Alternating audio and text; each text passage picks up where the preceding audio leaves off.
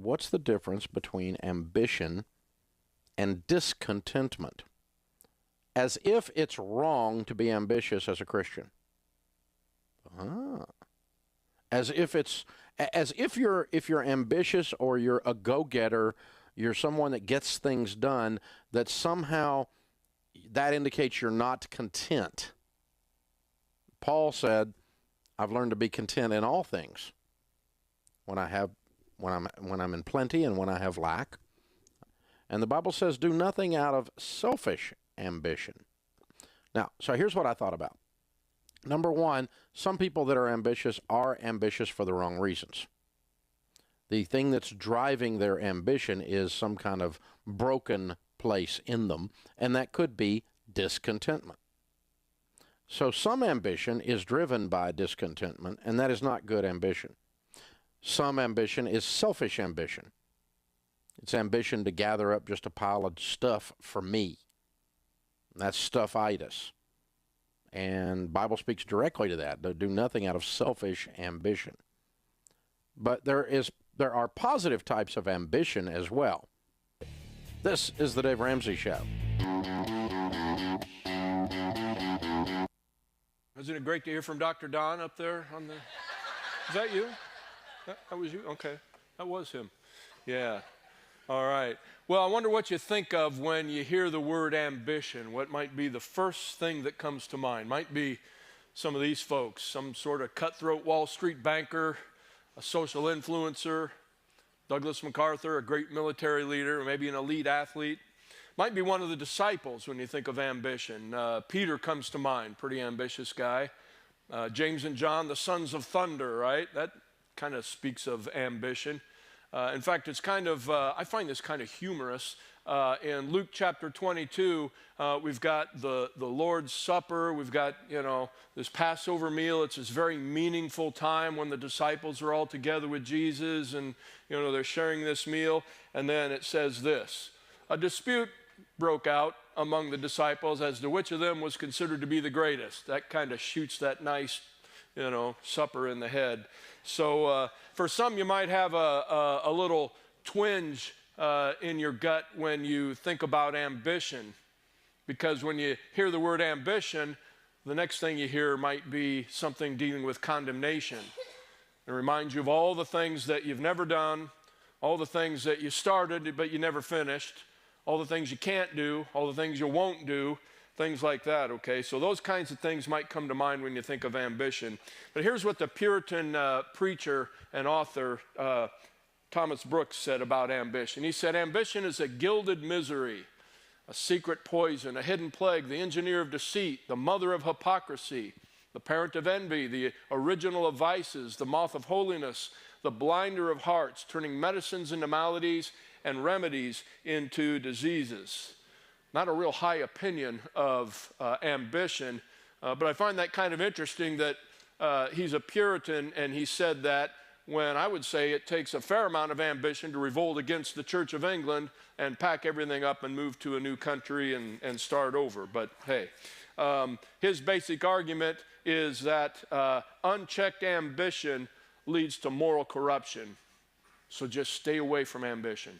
Just stay clear away from it. Well, the question we want to answer today is this. It's, when does godly ambition turn into selfish ambition? When does godly ambition turn into selfish ambition? See, in ancient Rome, when men ran for public office, what they did, much like they do today, they went around the city and they campaigned and they spoke and they shared their platform and their beliefs and all the things they're going to do if they're elected. They spent their time going around the city campaigning, and the Latin word for that activity is ambitio, just means simply to go around. But it has a deeper connotation to be double-minded. Think of politicians, right? To say one thing when you really believe another. To do or say anything to achieve, to be elected. To never quite reveal the entire truth. And when I think of that statement, I think of Jacob in the Old Testament, the supplanter, the deceiver. Or I think of Judas in the New Testament, who betrays Jesus with a sign of a kiss. He says we have an intimate relationship, but then he's turning him over to the Roman authorities.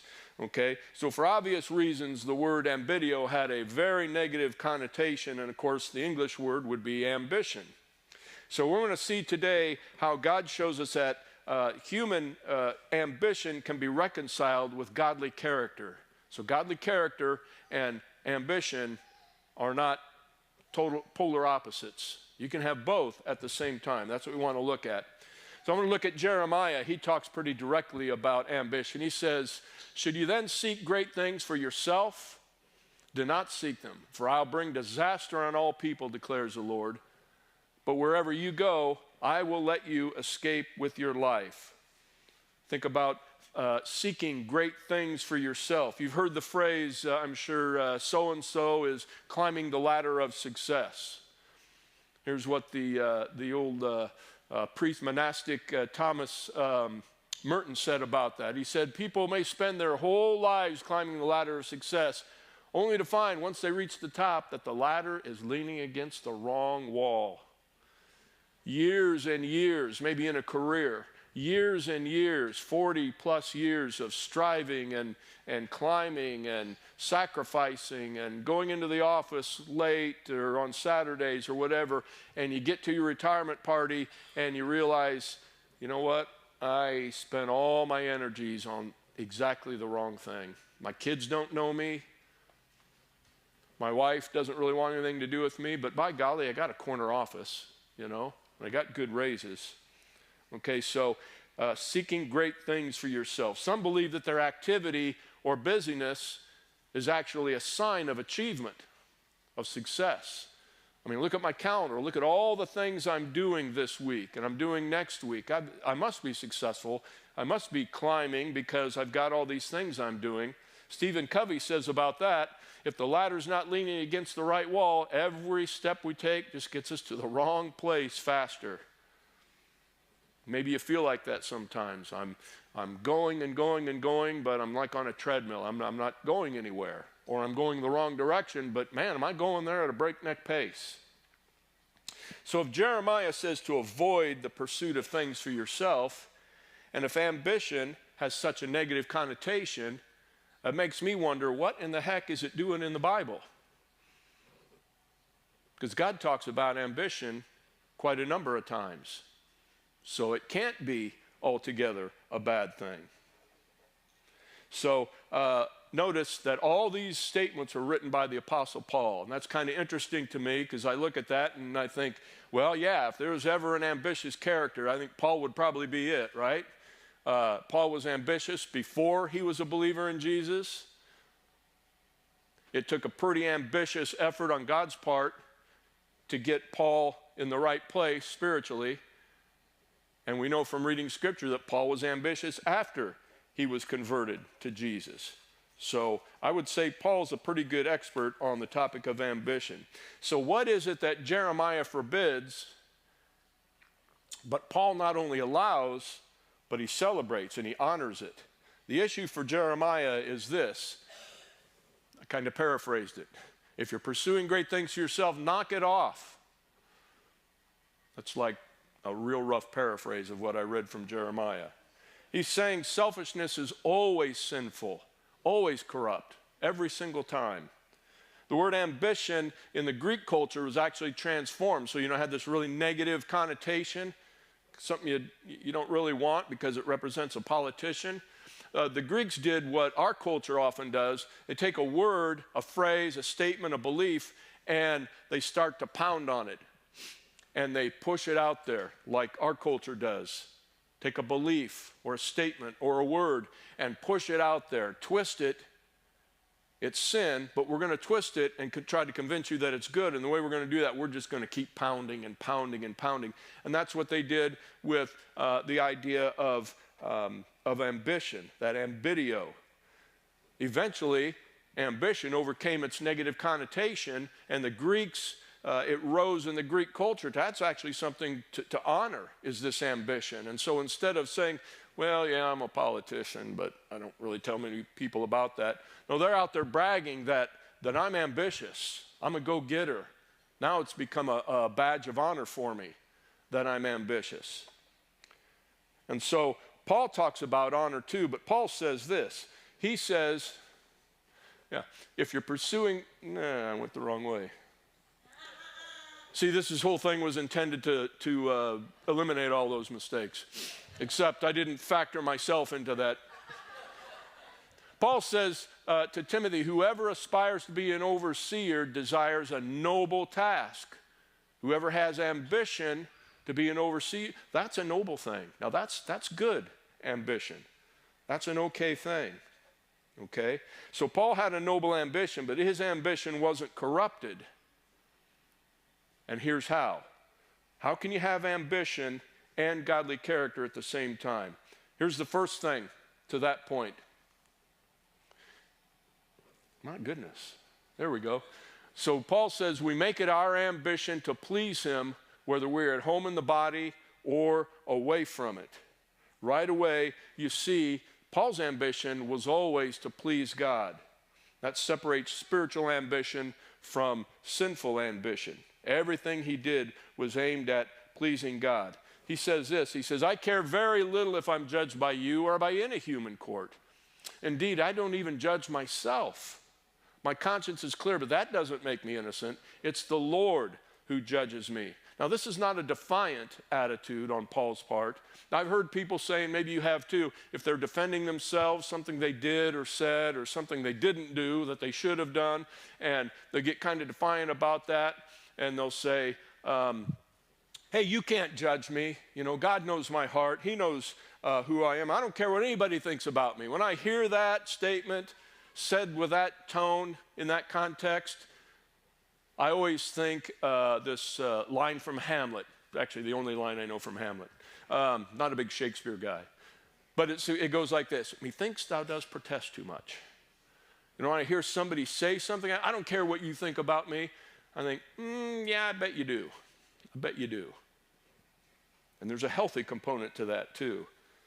This is Paul not being defiant. This is Paul just humbly saying that, look, I'm not concerned about what your thoughts are toward me. I'm not even concerned about what my thoughts are toward me. You know, because as he wrote later, if you think you're standing firm, be careful that you don't fall. I don't even trust my own opinion of myself. All I can do is be surrendered before Christ. So Paul's ambition was directed toward God.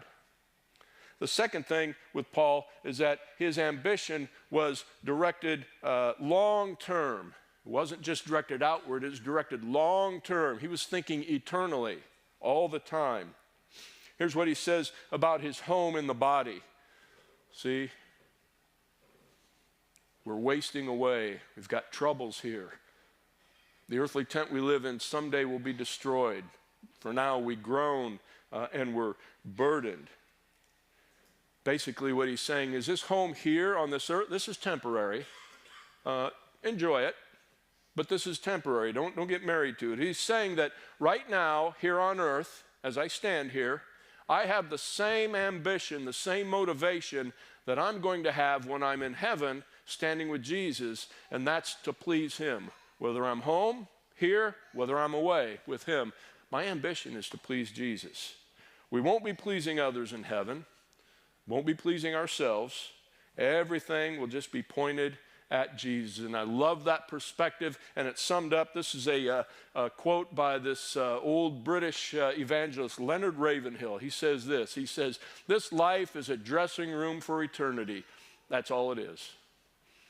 That's all it is. Whatever we practice here, as far as our ambition, we take with us. So start, if you're not already in the habit, start making it your ambition to please the Lord. And you just take that on into heaven with you. So here's the deal. I'll speak to the men specifically for just a second. If you have one set of objectives, one set of ambitions here that you dedicate your time and your energies to, and you're going to have to surrender them when you get to heaven, you might be climbing the wrong wall. Your ladder might be up against the wrong wall. If I have to surrender then what I give my time to here. So think about what you give your energy to. And by energy, I don't just mean physical energy. I mean talents, finances, our time, but also mental energy. Also mental energy. I have a friend who wrote this. He said, think about what you think about and the way you think about it. Think about what you think about and the way you think about it, which is kind of interesting. There's another quote, and I can't remember who said this, but it's your soul, your mind, your will, and emotion. Your soul is dyed the color of your thoughts. Whatever you think about and meditate on, that's what we become. So think about what you think about and the way you think about it. So Paul's ambition was directed at God. It was eternal. And then it also went deep. Now, I'm thinking about now what drove his ambition, the things that drove his ambition. He said we must all appear before the judgment seat of Christ, that each of us may receive what's due us for the things done while in the body, whether good or bad. In other words, when we come to the judgment seat of Christ, all this wood and hay and straw fade away. Now, Paul's not saying that wood, hay, and straw are sinful things necessarily. I've got a friend who is pretty much retired, but he kept from his farming operation, but he keeps about 16 or 18 head of cattle and maybe 40 or 50 acres, and he actually finds wood, hay, and straw fairly useful on his farming operation. So Paul's not saying wood, hay, and straw necessarily are sinful. It's not that all ambition is evil. It's that some things that we're ambitious about, it just don't matter. They just don't matter at all. And those are the things that are going to burn away. But ambition that's surrendered to God, that's aimed at him, that's eternal. And on the basis of that, we receive a reward. We receive our rewards. So I have 3 questions for you related to ambition. 3 questions for you. And they all have to do with stewardship. So as I ask these questions, think about all the things that God has given you. Talent, health, time, financial resources, relationships, interests, hobbies, whatever it might be, spiritual gifts. First of all, first question is this: has God given you something that you're not using? That's a stewardship issue. Is there something God has provided you that you just aren't using? Maybe it's buried. Maybe you buried it. Maybe it's just left idle. Maybe it represents unrealized potential. There's potential, bless you. There's potential that you are not using. Okay? Here's another reason that you might not be using the things that God has provided. In a ranching or a farm operation, if you keep horses, you might have in your corral, you might have a stallion, and a stallion's pretty full of vim and vigor, right? They're pretty ambitious, right? And that ambition can get a little out of hand and it can cause some trouble. And so when it gets to be too much, you know what they do with that stallion?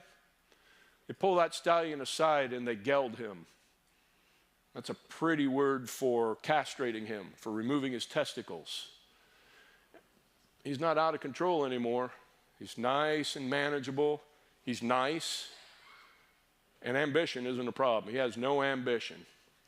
He has no ambition to stud, to reproduce. He has no ambition to kick and to run around and what, he's just a nice, docile animal. And here's what happens with guys, with all of us, but with the men I'm talking to today specifically. Sometimes you are gelded emotionally or spiritually. Somebody or some circumstances have castrated you, and you become nice.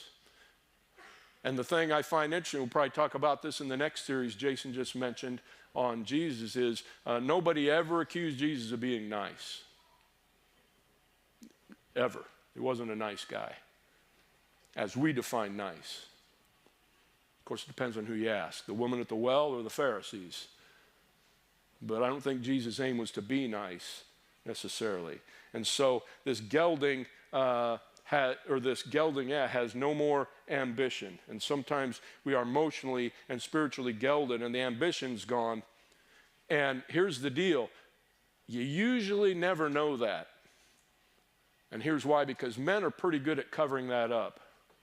And so I'm going to cover up the fact that I'm emotionally castrated, spiritually castrated. I'm going to cover it up with tons of tattoos.